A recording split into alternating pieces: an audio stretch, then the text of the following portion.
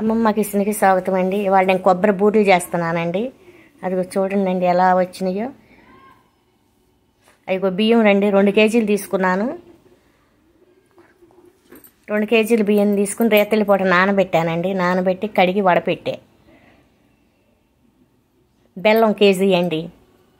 అదిగో అలా కొట్టుకుని పాకం పెట్టుకోవాలి. 2 గ్లాసులు వాటర్ పోయాలి అందులో. అదిగో 4 కొబ్బరి చిప్పలండి.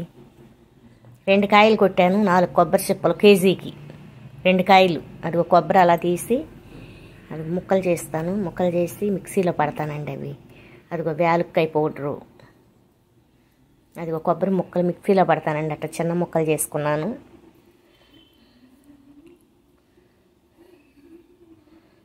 అదిగో మిక్సీ పడుతున్నానండి. కొబ్బరి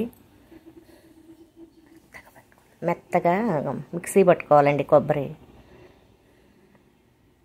అదిగో పాకం చూడండి తెప్పేస్తుంది. పాకం ఉడుకుతుందండి. కేజీకి 2 కేజీలు నీళ్ళు, 2 గ్లాసులు నీళ్ళు పోసానండి. 1/2 లీటర్ నీళ్ళు పోసాను. అదిగో కొబ్బరి వేస్తున్నాను అందులో. కొబ్బరి కూడా కాస్త ఉడకాలండి. ఆ పాకంలో కొబ్బరి ఉడకాలి.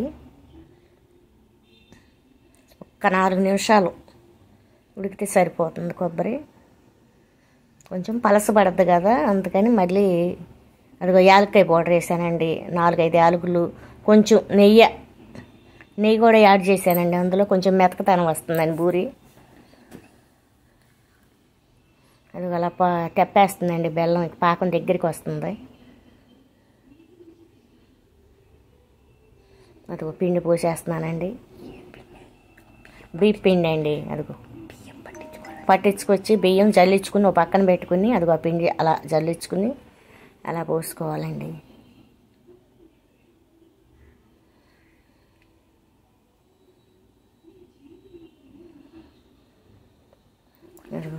కొంచెం వేయాలండి. వద్దే వేస్తే ఉండగడుతుంది. ఇలా జిమ్మినట్టుగా వేస్తే చక్కగా ఉంటుంది. అదిగో చలిమిడండి అలా రావాలి చూడండి. అదిగో అలా ఉండక రావాలి చలిమిడి.